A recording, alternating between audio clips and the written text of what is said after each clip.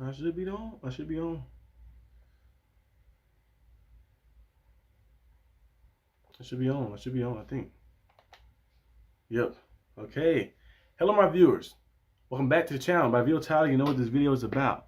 I'm saying this because if people watch it after, they know what to expect. Today we're just discussing the Super Bowl matchup between the Eagles and between. Let me make sure I'm not muted. Actually, that's one thing I can make sure first. Happened to me last time. Yeah, I'm not muted. Okay. The Super Bowl, we have the Chiefs and the Eagles matchup. The game is gonna. I really don't care who wins. Really, it's kind of the first year of the Super Bowl. You're like, if I'm just tuning in to watch the halftime show, but I'm gonna be watching, of course, the football game. I'm gonna have it up. I'm gonna be playing. I'm gonna be playing the game while watching the game. I might be playing Madden or something like that. Make my own Super Bowl, but it just like I had the same effect this year. Like the Super Bowl, really like people don't really care too much as much. What's up? What's up, George T? What's up, George? And Derpy, he said, F the Super Bowl. I'm watching the puppy the puppy bowl boycott the Super Bowl. Yeah. I might have tuned into that too as well. But the Super Bowl it don't have the same it don't have the same thing it once was like last time. Like when you see some of the Super Bowl stuff, you get tired of seeing the same thing over and over. And I see a lot of the referees did avoid a lot of those questions too as well. When it was asking at the media day about the officiating and stuff, they avoided a lot of those questions. So we'll see exactly what happens in the Super Bowl. But start off first. Let me go ahead and get out the way. I'm going to start off first by predicting Kendrick Lamar's set list. As you guys know, I'm a big Kendrick Lamar fan. Been a fan since like 2013. Like ever since I got to middle school. That's why I started listening to a lot more of his stuff, J. Cole stuff, getting more into Dreamville, listening to JID, listening to Schoolboy Q, Ab-Soul, listening to Reason. Reason not with TDE anymore, but he left. Listen to SZA, listen to all of them like that. So it's cool to see Kendrick Lamar perform the Super Bowl again. He performed 2 years ago, I think. 2 or 3 years ago in the Super Bowl when they had the Eminem, Snoop Dogg, and Dr. Dre and all of them. He performed with them, and to see him in the Super Bowl again and perform was very cool. So I'm mostly tuning in for the Super Bowl to watch this like that. I might go to the concert too. He'll come to Dallas, I think, or Arlington, in that little Cowboys stadium. So I might tune in for go to that too as well. I'm gonna see. The tickets prices are normal because I seen some ticket prices that was $5,000, like $5,000. I'm like, oh, I listen to it at home. Yeah, but it's gonna be very cool. I think his set list. What I wish the set list would be, like I wrote down, like I think with the set list, I wish if I could like choose a set list. High Power, Black of the Berry, King's Dead, Money Trees, All Right, Whacked Out Murals, Duckworth, N95, and then end it off with Luther. But that's just me from personal stuff like that. But I wonder what song he says. I think his first song will be Humble. Yeah, I think I can see him starting off with Humble or They Not Like Us. They Not Like Us is very vulgar. So I don't think he'd be able to like do that whole song because the stuff it says in the song like that. So it might be either Humble or Then Like Us, like that to start off, because that's a song that like some of his popular songs. I know All Right is a very popular song, but he performed it last time in the Super Bowl. He performed All Right and Mad City, so I don't think he'll do that this time again. But you never know. But I would love for those songs we play right there, the ones I mentioned. I like High Power. High Power is an older song. He's not gonna do that song, of course, but High Power is a good song right there. I love it for one of those songs we played and stuff. Whacked Out Murals would be cool too, but I think most likely he's gonna definitely do TV Off. Definitely Squabble Up, of course, as well. And I think he probably do Hey Now. Definitely All the Stars. All the Stars should probably end it. Him and SZA singing All the Stars together, like like the Black Panther song, a beautiful song like that, like dreaming and like kind of like a little space world, like almost in a sense, is a very good song. So he probably sing that. And what else they probably have on there? Probably have. Then I guess of course. Money Trees would be cool. I don't know if they'll do Money Trees though. We have to see. We got to see who all bringing out. He said he got a surprise. He's gonna bring somebody out and stuff. So we'll see exactly who he brings out. But those kind of like my predictions. I want to see what happened. I will be going live during the halftime. Not on this channel, but on New Genesis channel. We'll be reacting to the live. So be on the lookout for that. But with that out of the way, but predicting the halftime show stuff, I think the Super Bowl matchup is gonna be crazy. You got the Chiefs and the Eagles. The Chiefs, the most hated team in America. And then you got the Eagles. Well, actually not in America. The most hated team in the world, probably. And then you got the Eagles, one of the most hated fan bases in the world as well. Philly fans are crazy and terrible sometimes. So it's going to be very hard to kind of depict, like, do you want to root for the Eagles, root for the Chiefs? I just want to see somebody stop that run. I don't want anybody in the AFC but the Steelers to win the Super Bowl. So if the Steelers never make it, I'm always rooting for the NFC team to win it. So we'll see if the Eagles can pull it off. The Eagles are our brothers across the street in Pennsylvania. So send a little brotherly love to them and see if they can pull it off, though. But I think the best way to pull this off, you got to go out there and play your style of football. You got to run the football. You got to run. The Eagles had 7 rushing touchdowns in the NFC Championship against the Commanders. They ran the ball effectively, they milked that clock out, and they played smart football, and they limit turnovers as well. They didn't have any turnovers in the playoffs. They played smart, playing smart football. You play smart football and clean football, you have opportunity and a chance to go out there and win. Now, if you start messing some stuff up and start turning the ball over, not able to move the ball, push the ball down the field and do different things, then that's when things start getting a little hectic. Because like when you're playing against the Chiefs, you got to be able to do a few things. You got to be able to control the clock and control the pace of the game. You want Mahomes to be on the sideline most of the time. And you also want to be able to get pressure in. We see a lot of teams get pressure into Mahomes, but they never can bring him down. We see that many times before. Like you see a guy, they're blitzing, they get him, but they got him. He'll sling out something, and he'll scramble and get some yards, so he'll keep running, and he'll throw a sidearm pass or something. You have to be able to take him down. Like when you get to him, bring him down.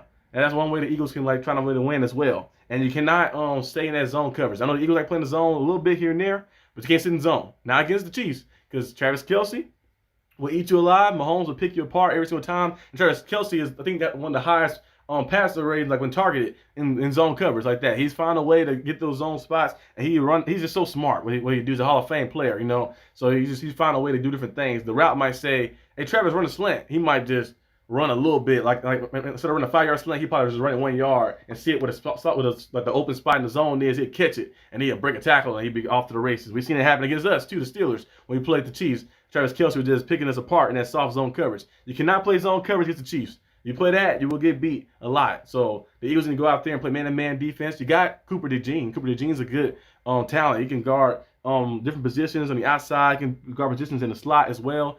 Have him play in the slot, guarding his tight ends and guarding different spots, and you'll see different things happen. So I think if they do that and muster that out and keep finding a way to just play smart and play their style and control the pace of the game, they have a chance to win. And you got to be up by double digits. By the time the fourth quarter comes, Chiefs have won with 13 or 14 one-score games this season. Like when the game is very close. Now I'm not saying the referees help them all the time. The referees do help them a lot sometimes, but it's some magical things that happen sometimes. Magical things happen, like you'll see some random stuff happen. Remember the Broncos played the Chiefs and they were about to win. The score was 14-16. Broncos about to kick the field goal to win, and what happened?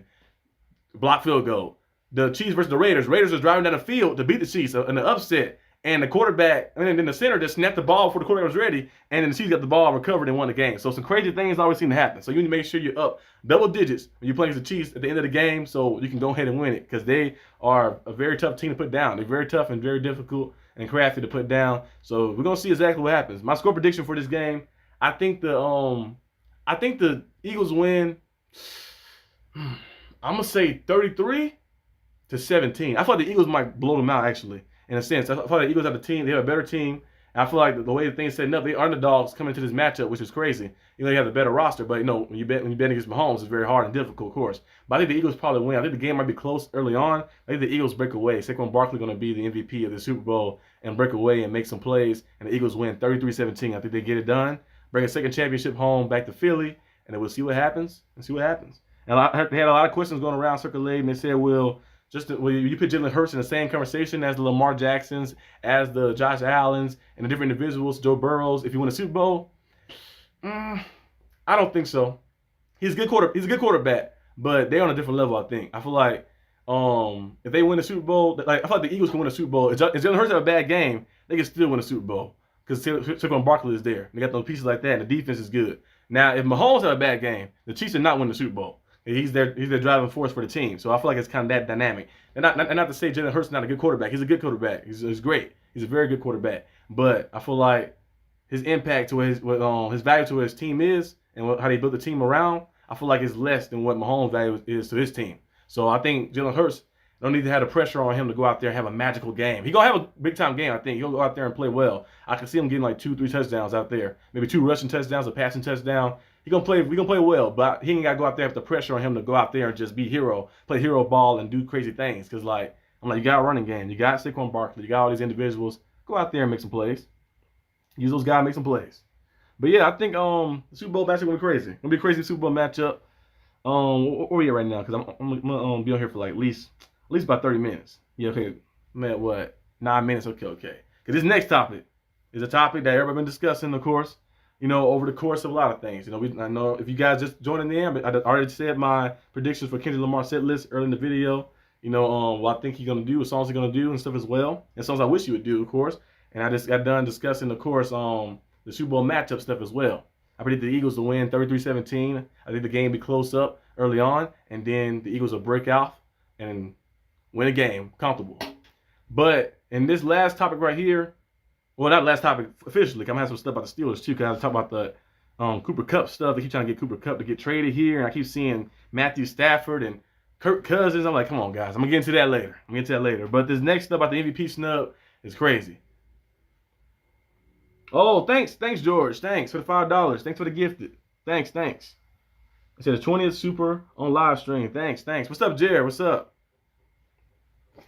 Yeah, but the MVP snub. Now, Josh Allen won the MVP, as you guys know, probably seen it all around, over Lamar Jackson, which I was surprised about, because usually when a guy wins first team All-Pro, he gets MVP. But we've seen Lamar Jackson lose it this time. I think it's more due to voter fatigue. We've seen it with Nikola Jokic before. We've seen it with LeBron James before. We've seen it with all type of individuals like that. Michael Jordans, the Tom Brady's. Like, you know, the great players that are always there around. I can't give them an award every single time, so sometimes they find an outlier. Like, give it to Joel Embiid or give it to Josh Allen. Not saying Joel Embiid and Josh Allen, they have good seasons, you know, but it usually happens sometimes like that. I think what people are mad about is that the media keeps trying to portray it as, oh, valuable. He's valuable to his team. Because Josh Allen threw 3,700 passing yards, 28 passing touchdowns, 6 interceptions, had 101 passer rating, 531 rushing yards, and 12 rushing touchdowns, which is a very good season. But Lamar threw 4,100 passing yards, 41 touchdowns to just 4 interceptions, 119 passer rating, which led the league as well. And he also had 935 rushing yards and 4 rushing touchdowns. Crazy numbers. And you think those numbers right there would get you enough to get MVP.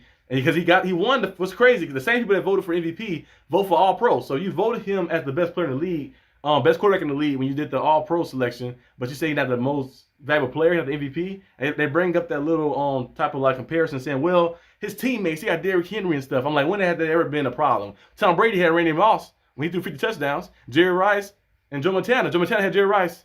And like a lot of different teammates. Like you look at Kurt Warner, he had 2 MVPs, he had Marshall Faulk, you know, all these different guys, the greatest show on turf. You got Torrey and all the different individuals who are just making up crazy numbers. So I'm like, when has that ever been a thing where you like saying, oh, he has good teammates and stuff, his great teammates. Peyton Manning had Dallas Clark, he had Reggie Wayne, he had Marvin Harrison. You got all these great teammates they had. So like you can't use that as an argument. Just say it's voter fatigue. Just say it's voter fatigue. You didn't want Lamar Jackson to win the MVP. Even though he's a Raven, I hate the Ravens, but Lamar Jackson's a great player. I like Lamar Jackson. He's a good player. But he should have won MVP. It should have been him for MVP. It's crazy that he didn't win it. But hey, that's what it is. That's the NFL right there. But I don't think he really cared about it too much. I think people mostly care about getting to the Super Bowl like that. But I feel like he should have won MVP because I'm like, there's no way around it like that. They're saying because his teammates, they're trying to find a way, any way to flip the narrative and stuff. I'm like, you're going by that metric and saying, well, Josh Allen teammates was not as good as Lamar Jackson teammates. Well, Mahomes should have been MVP. Mahomes' best receiver had 635 yards, and that was Xavier Worthy. And his best running back had 700 yards, Kareem Hunt. So he had no 1,000-yard rusher like the Bills or the Ravens had. He had a 1,000-yard receiver either. And his team still was the first seed, and in the conference as well, and they won the division. So maybe Mahomes should be MVP if you're going by that metric, like that saying about the teammates. Because his teammates, none of his receivers, Juju had 200 yards. DeAndre Hopkins had 170 yards there. And so none of his receivers had anything crazy like that. The highest was 635. So if you go by that metric, maybe Mahomes should be MVP if you go by that metric. Because he still had that stuff happen. He still was the first seed. So they try to like nitpick and change the narrative, switch it around. Let's say it's voter fatigue. It happened to Mahomes before when Mahomes lost the MVP. At one time, he threw 38 touchdowns. Like, Mahomes, well, he's not as valuable. It's Mahomes. Like, it's voter fatigue. You got tired of Mahomes winning. You got tired of Brady winning. You got tired of, Aaron Rodgers, all the different great quarterbacks and great players around, in all sports. LeBron James, we won 4. Michael Jordan, Nikola Jokic, he won as well. You get tired of them winning, so it's like you want somebody else to get. Let's say that, voters. Like, come on. It's like it can't be a sense of like you had a better season than them. You can't vote somebody the best player and then say, oh, he's not the MVP though. Like, come on, guys, come on. But that right there was a crazy situation that happened right there. We did see Patrick Surtain did win Defensive Player of the Year, which was very cool too as well. I like that. I've seen that too as well. And the Myles Garrett situation as well too. You guys been seeing that Myles Garrett thing that's going on? Myles Garrett asked for a trade. I know a lot of Steelers fans are saying, nah, I don't like Myles Garrett. But hey, if Myles Garrett was able to come to the Steelers, I'll be all for it. Imagine not only TJ Watt on one side, but Myles Garrett on the other side. Like, imagine how great that would look. TJ Watt on one side, Myles Garrett on the other side. That'd be crazy. That'd be cheating though. And the Browns would never trade him within the division either. That'd be kind of foolish and stuff. But imagine that, one side and one side. that'd be real good. We turn some stuff up right there. That'd be crazy.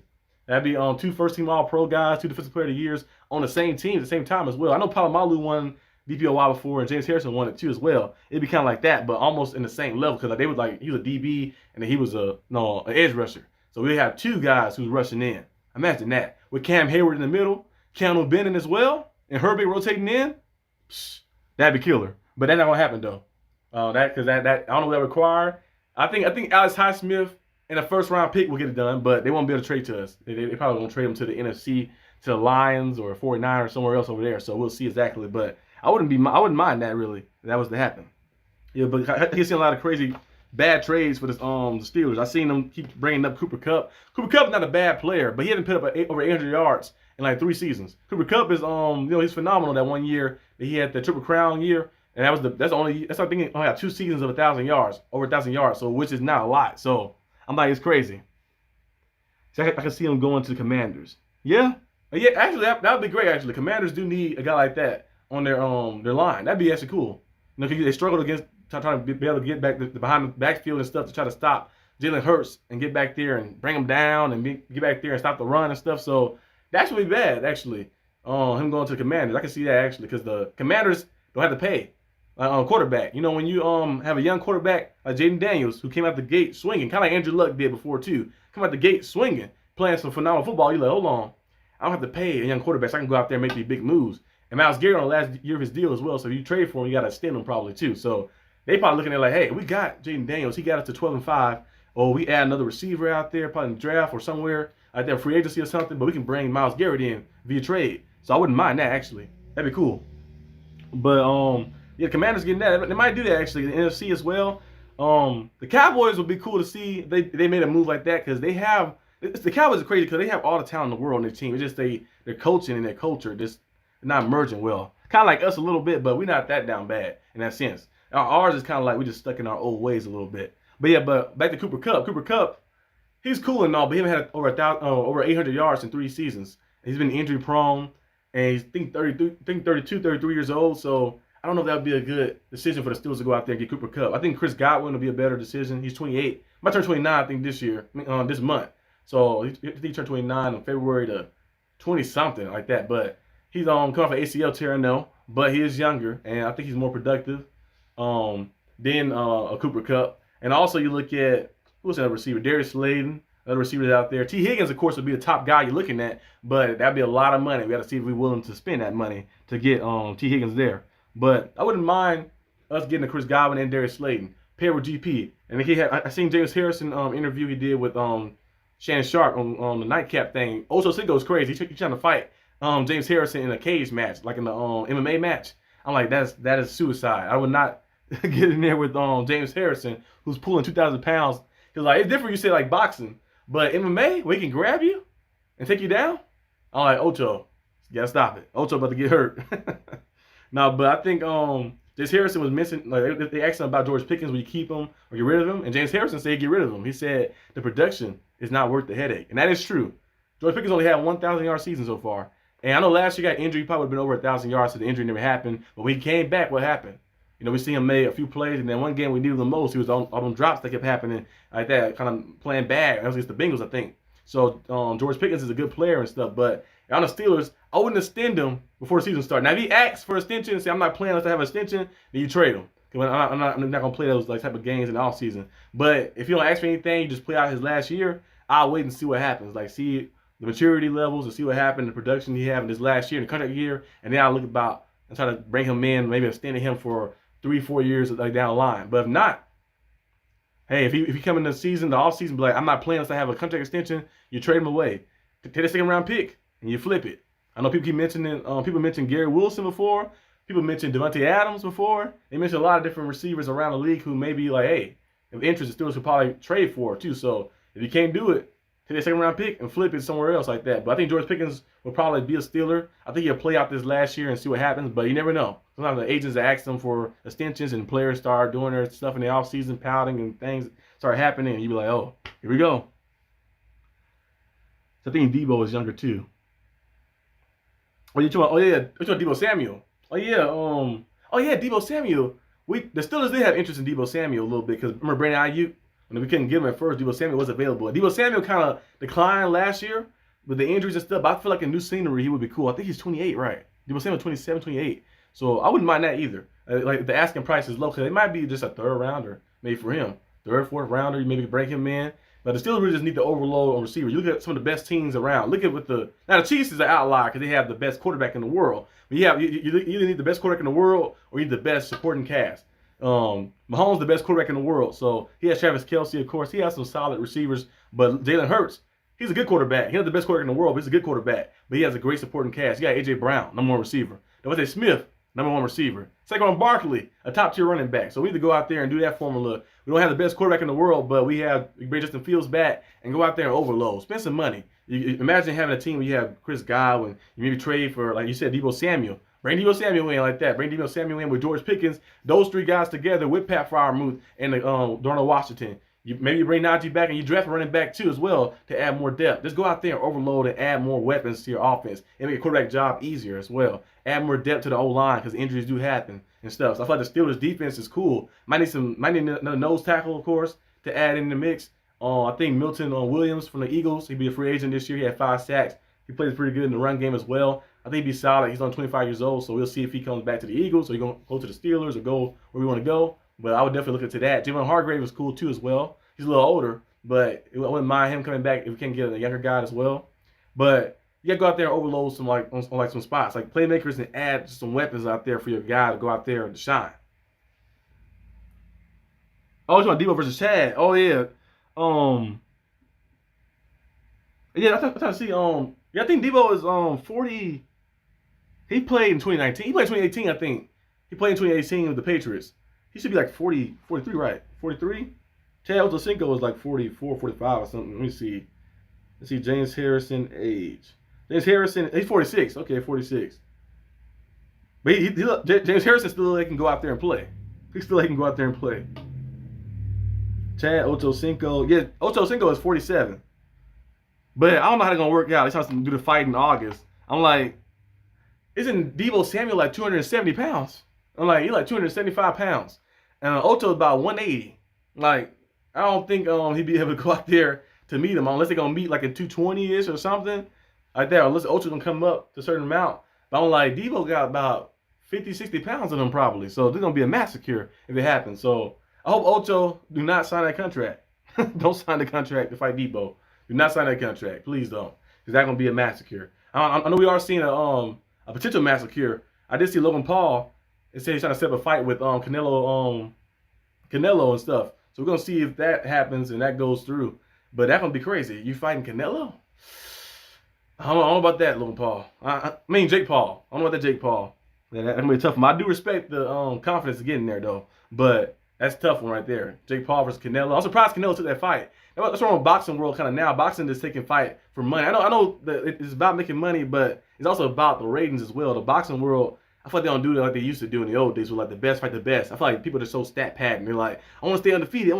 I'm like, one loss not going to hurt you. Not going to hurt you. Look, Mike Tyson got 6 losses. He's still regarded as one of the best and one of the greatest of all time. Muhammad Ali as well. Some of the great Sugar Ray Leonard and all those different guys. George Foreman. Those guys have losses on their record. And they still one of the best, regarded as some of the best like that. Like you can't win them all like that. The respect comes from, and the greatness comes from, and the legacy comes from going out there and fighting the best of your time instead of going out there nitpicking these opponents and stat padding so you stay undefeated. Now Ryan Garcia, he was crazy and started tripping. He was going crazy. I don't know what's wrong with him, but I do respect him getting into that ring with some of the best. He fought Haney. He fought Gervonta Davis. He's not afraid to fight some of the best fighters, some of the best in his a weight class and stuff like that, being able to go out there and go get some of the best.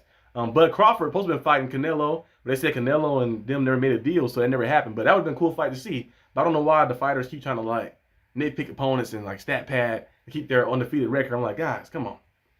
Come on. I'm like, go out there and fight like that. One fighter I like a lot is probably I sound like what's his name?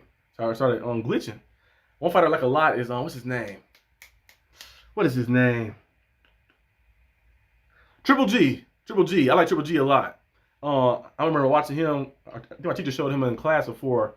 a few times. Like in high school, he was showing us Triple G, and how Triple G he just like gutsy. He just go out there just to fight. He don't do all the antics or anything else like that. He lost some fights too as well. I remember he tried to fight Canelo a few times. He lost a few fights as well like that. But he go out there and just fight anybody they put out there in front of him like that. I like fighters who just go out there and do it. I'm like John Jones. John Jones is an MMA fighter, but he wasn't the best. You know, he go out there and he go against anybody like that. Go out there and willing to fight anybody out there anytime. Nate Diaz, the same thing. Even though Nate Diaz got a lot of losses, you know, too as well. But the respect to go out there and fight the best in your generation, your weight class and stuff. That right there is big time. But we'll see what happens with that. But I hope Ocho did not get in that octagon with James Harrison, because I'm like, man, that's gonna be crazy. Because James Harrison, Ocho playing.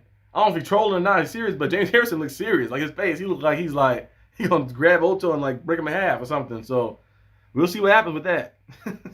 Yeah, but the Steelers, like I mentioned the Cooper Kupp thing. Of course, Cooper Kupp, he was trying to trade for him. I don't think he should do it. Matthew Stafford, I keep seeing that as well. All the same like he once was. So like a lot of like decline in his and stuff as well. Matthew Stafford would be the only way I would bring Matthew Stafford in. If the Steelers had a plan of like a young quarterback sitting behind, and you bring Stafford in, just a guy, a veteran, because Matthew Stafford's not a bad quarterback. He's not terrible or anything. He's still capable of helping you win. Look at the Rams and stuff. But only I bring him in, I have to go out there and like have a young, bona fide quarterback. We don't have that right now. Justin Fields, he ain't got to sit behind anybody anymore. He can just go out there and play now. So might as well just put him out there to play. So we'll see what happens with that. But Stafford would have been all right a few years back, but I don't think the Steelers are going to do that. And Kirk Cousins, stop bringing that up. Kirk Cousins is not going to be a Steeler. Aaron Rodgers is not going to be a Steeler as well. I'm like, those guys are, they had great career. I think Kirk Cousins had a good career, that phenomenal like Hall of Fame career, but they're not the same anymore. The injuries, ever since they tore Achilles, haven't been the same. Kirk Cousins' Achilles got teared, I think with the Vikings, early in the season, and you see when he looked at the Falcons, it not look the same. And then you look at the Aaron Rodgers, Achilles teared, came back, and did not look nothing like Aaron Rodgers. So I think most likely we're gonna have to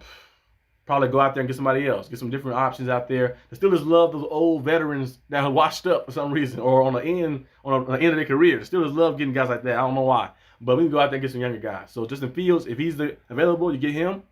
And Geno, I think somebody mentioned last time, say no Stafford, Cousins, or Rodgers, please. Yes, I'm like, he's trying to push for like the older quarterbacks. We've been in the same situation. Like if it was Stafford a few years ago, I'd be like, yeah. And now if Stafford, like let's say we brought Stafford in, but we had like a young quarterback who we know gonna be our guy. Let's have him as a bridge. I'd be like, okay, I'll be all right. But Stafford not a free agent though, so you have to trade for these guys too. Like they want you to trade your draft capital for an older quarterback who's gonna be out the league probably 2 years from now. 2027, gonna be retired probably. So that's kind of pointless like that to do. So hopefully the Steelers do not do that and they focus on Justin Fields, bringing him back. Or if you got a young quarterback out there that you want to go out there and get, if you're gonna trade for somebody, trade for a Kyler Murray or trade for somebody else who like, okay, they're a younger guy around. Or maybe bring Sam Darnold in. Sam Darnold would be all right, I think. But I'm trying to see, actually, because the Vikings, the reason he played well with the Vikings, because the Vikings had all those weapons around them. They had Justin Jefferson, Jordan Addison, all these individuals around them. But I feel like the Steelers would not have the same amount of weapons the Vikings have unless they go out there in free agency and spend some money. But Sam Darnold wouldn't be bad either, like that, too. But hopefully, we just bring Justin Fields in. 2-year deal. I'm going to say 2-year, maybe like $15 million deal, $16 million. We pay him $8 million a year or something. If it works out, good. If it doesn't work out, you only paying him $8 million a year. You can go ahead and like move along. So I remember you mentioned that last time on Steelers Syndicate. So I don't know the cost, but trade for Geno Smith. Geno Smith on the last year of his deal, so I think his cap hit not too crazy either. I wouldn't mind that either. If Geno Smith is available, because he's a guy he's 34 years old. Still mobile, still very accurate. Went 10-7 last year. They missed the playoffs at 10-7 because the NFC is just very tough. Went 10-7 last year. The year before that, got to the playoffs as well a few times, I think, with the Seahawks. Pretty good player as well, like that. A veteran presence too. So I wouldn't mind that either. You bring Geno Smith in. The Steelers want to go that approach of saying, hey, bring Geno in, and then I'm gonna draft a guy so he can learn behind Geno Smith. I wouldn't mind that either, because Geno Smith might not be elite, but he's good, a good quarterback, good enough to help you compete. Like with some of the best, like in the conference and stuff like that. I ain't saying he'll be a Patrick Mahomes or Josh Allen or Lamar or Burrow, but he can still be up there and able to help you go out there and win those games, those tough games and stuff, because he does have some clutch ability. So I wouldn't mind that. I think it might be to trade for Geno Smith might be. I would say the Seahawks will probably ask for, since his contract still is available, it's a little higher. It's not too high, but it's still a little higher up there. It might be a third-round pick, third or fourth-round pick, because it depends on what they willing to do to get rid of him like that or want to trade him. But that'd be interesting to see. But yeah, this is kind of all the stuff I had to talk about. You know, discussing, of course, his Lamar set list. You're definitely gonna hear TV off. They're not like us, humble, maybe DNA, money trees or something.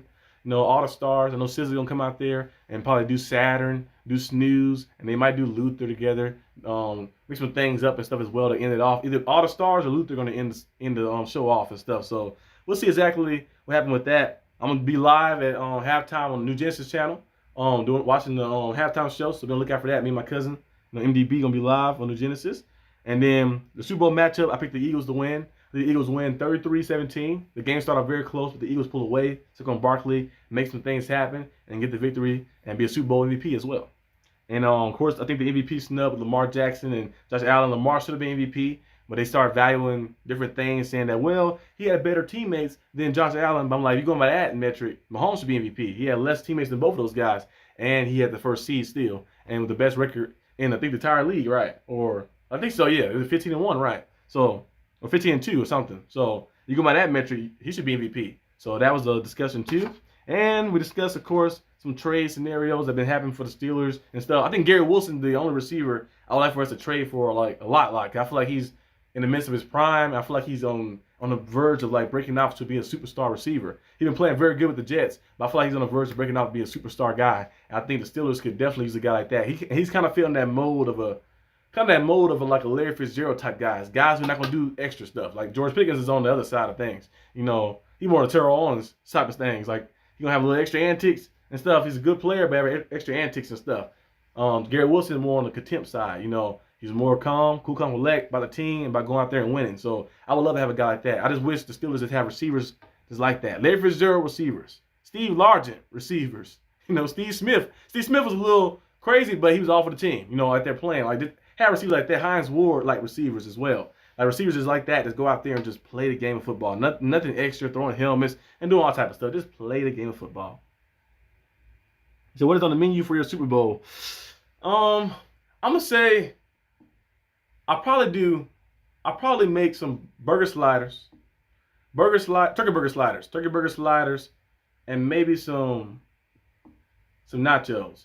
Turkey burger sliders, some nachos, and maybe some beef dogs like that. I gotta see exactly everything like that. I gotta see exactly. It's gonna be me and my cousin really, because I used to do a Super Bowl party where they had everybody come over and stuff. But since we'll be live streaming and stuff and like watching the game, my cousin's an Eagle fan. So I probably just do turkey sliders, nachos, and some beef dogs. And I see what else maybe to add into that mix and stuff as well. I cannot make desserts. I can make a lot of other stuff, but I cannot make any like bakery stuff, any desserts. I cannot make that. I'm gonna bring back the Chef Arsenal show, not on this channel, but on my second channel. Once this channel reaches 1,000, I'm gonna bring back my some of my old stuff I used to do on YouTube before I started doing the sports stuff. I'm gonna bring that back, but I cannot make any desserts, anything. I cannot make that. But yeah, this is all I have for today's video. Hope you guys enjoyed this video. If you did, like and subscribe for more content, and I'll see you guys probably tomorrow. After the game, I'll probably do a little short video or a little quick video after the game to see who won. Hopefully it's the Eagles, and we don't see a three-peat. But yeah, I'll see you guys when I see you. So peace out, George. Thanks for the $5 donation as well. Jer and everybody in the chat, Derpy, and everybody that's watching, peace out. Thank you guys for tuning in. I will definitely go on. I'm trying to keep the streak going. I went live last week, went live this week. I'm going live the next week too as well, probably earlier, probably like in Wednesday or something. I did this time because it's before the Super Bowl, so I'm going to go live again. And then I'm still syndicate. I'm going live next week as well. So I'm trying to at least do once a week, and then maybe expand it to 2 a week and keep going. So we'll see what happens. But peace out. Oh, he said who, Messi or Ronaldo? I'm not a soccer person, but I do know who those individuals are. But I don't know their stats. I don't watch soccer. So I don't know their stats. But I see Cristiano Ronaldo on everything. I think he got like a crazy amount of subscribers. I see him on everything, and I see Speed keep doing that little pose that he do as well. So I'm gonna go with Ronaldo. I see Ronaldo on everything. So I'm gonna go with Ronaldo. I haven't really been to soccer a lot, so I have to see soccer a little bit. Only thing I watch really is basketball, football. I watch boxing occasionally and MMA occasionally as well. Wrestling, of course. I watch that. I watch hockey sometimes and baseball sometimes, not all the time. But soccer, I never really got to soccer fully. I need to start, maybe eventually, maybe, probably. I know my name is the Arsenal. Maybe I should start watching the team Arsenal. It might be interesting, but maybe one day. But I see you guys when I see you. Peace out.